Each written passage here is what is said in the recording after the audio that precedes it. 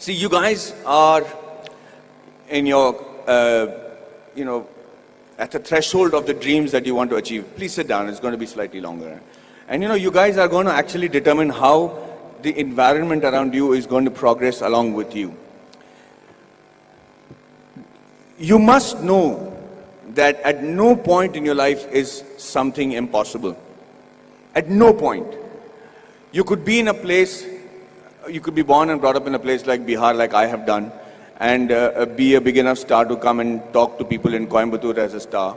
Or you could be in the industry like the Tamil and Telugu industry and be known as the most exciting director. Rajamouli suddenly decides that he can make a film which is, if not better, but at par with Hollywood. And he does that staying in India, and he hits the ball right out of the park. He becomes historic in just that one moment.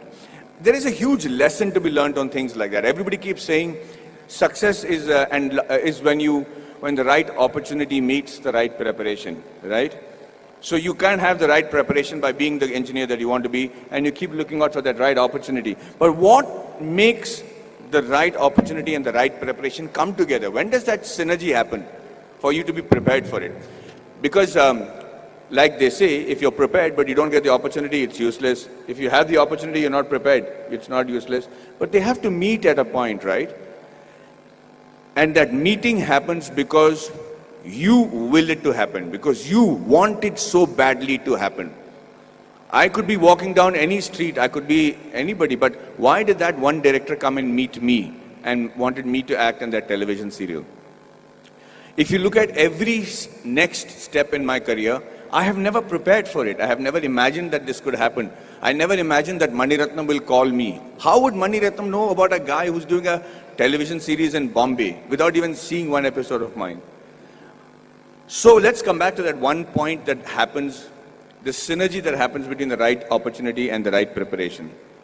And that happens when you have what is called situational awareness. So let me tell you a little bit about situational awareness. Situational awareness is when, as in the army, they say you're completely aware of what is happening around you at all times. So, as I was saying, the situational awareness happens when you're completely aware of everything that is going around you at all times. And you should be able to do that. When we are in the army, and if you're walking down the ground, parade ground, anybody who's involved with the defense will know what I'm saying is the truth. And if there's an officer walking away from the other side of the ground, you have to stop and salute him and say, Ram Ram Sarji, or whatever is a call of the unit. If you don't, they'll give you a brick in your hand and you have to shave with that brick.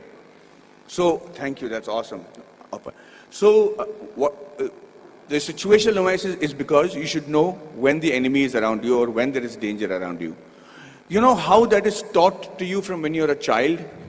That's taught to you in the form of good manners, in the form of being courteous.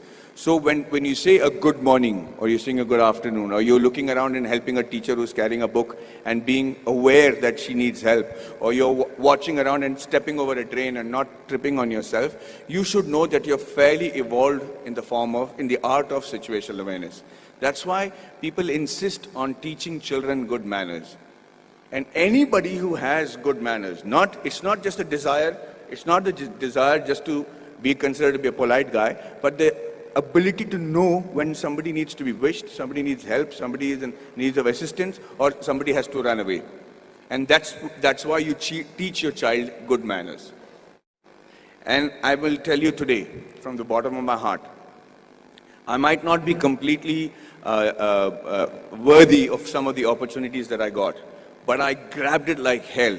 And I got those opportunities simply because I was a very well-mannered person.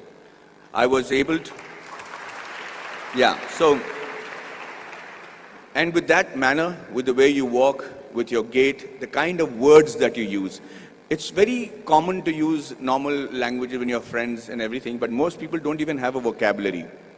The reason I started those classes in Kolhapur was so that I had my friends who came to me and said, Maddie, we are very good engineers, buddy. We're really good at what we're doing. But the problem is I can't speak in English, I can't speak in Marathi. So when they come from Tatas and Kirloskars for campus selections, I'm not able to communicate to them.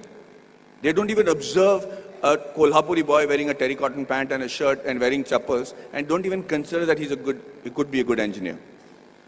So when I said the fault lies with you guys, he says, you have to break the clutter. Nobody's going to come and say, hey, you know what, maybe you're a good engineer, let me give you a shot. You have to be noticed in that very first instant. And for two reasons. One is that either you should know what is a good profession for you. If you're not able to make an impression, then quickly change it. This is not the be-all and end-all. The engineering or whichever subject that you choose to major in when you're in college does not literally have to be your lifelong profession. But give it a shot. At least know if that is a profession that you really want to pursue and excel in, because that's the only way you'll survive, is if you excel in it.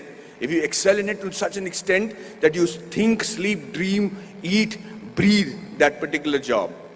And I do that with acting. And I'm telling you, I do not know what else. I would have been a really bad soldier because I think I'm a really good actor. I'm involved completely, 100% of the time. I'm doing research. If I have free time, I'm going to YouTube and finding out what is a different method of acting. I just do that with a passion. If you're not doing that for your profession, know that you're in a secondary profession. Know that you're doing something which the Lord has not made you to achieve glory in. So you have to give it that shot.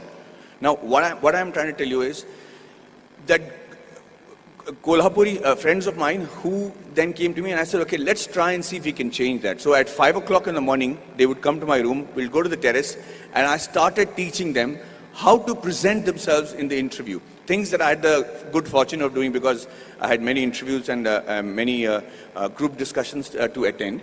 And then I started with basic things on how to shake hands, how to look somebody in the eye and speak. How do you introduce yourself? How do you shake hands with a lady as opposed to a man? How do you speak on a phone? What is dining table etiquettes? What's telephone etiquettes? When do you use a shrimp fork or a salad fork or people might think I don't require that. I'm never going to work on those things. I'm doing my father's business. But you never know. That is the preparation that you make to make that quantum leap in your careers. These are basic things. You have to know that. You have to know how to dress correctly. You have to know if you have body odor. You have to know whether you're spitting on people's face and how to stop it when you're speaking. If you don't do these things, ladies and gentlemen, you will be in an average life, doing an average job and living an average life. Having said that, I'm not saying that is wrong. That could be your calling. My father is very happy living that sort of a life because they don't live in extremes. But if you have a passion and if you have a desire to be exceptional, if you have a desire to be seen apart from the crowd, then this is the bare minimum thing you should do. So when these guys went for the interview the next time in Kolhapur, I made it a point to call the Tatas and say, hey, you know what is wrong? Because I am from Jamshedpur, from the Tata Steel town. I knew the officers, I knew the senior gentlemen. I said, sir, you know, these friends of mine are extraordinary engineers. The mere reason why you're not taking them is because they don't know how to present themselves in English. How long is it going to take for you to send somebody who knows Marathi in your panel so that they can actually judge and see if these guys are good enough for Tata Steel? Do you need good people who speak in English or do you need somebody who are good engineers? And he agreed. He actually sent people from Maharashtra, and for the first time in the history of Kolhapur, we had 5 guys getting into Tata Steel and Kirloskars. And I just wanted to say that I'm not taking credit for it. I just felt bad because it is just a small 3-day push that they required to achieve that. So when they were interviewed, they said 4 years of learning engineering one side, and those 3 days with Maddie, we became engineers and successful today because of those 3 days. And what I am teaching you is nothing extraordinary. It is simple stuff. It's the norms. It's the way of the world. So yes, we are all radicals here. I mean, you guys are very awesome students. You're sitting there quietly listening to me. We used to make a ruckus if somebody came to give a speech. But the idea is that you have to connect to the audiences that you're speaking to. Public speaking and group discussion skills can be taught in 15 minutes. I used to challenge my students that I should say, I will hold each and every one of your attention for 15 minutes because I will say such relevant stuff that you will be forced to pay attention to me. And that's how you make an impression. That's how you break the clutter. That's how you get seen in this world, and that's how you can achieve glory for yourself and this wonderful nation that you're part of.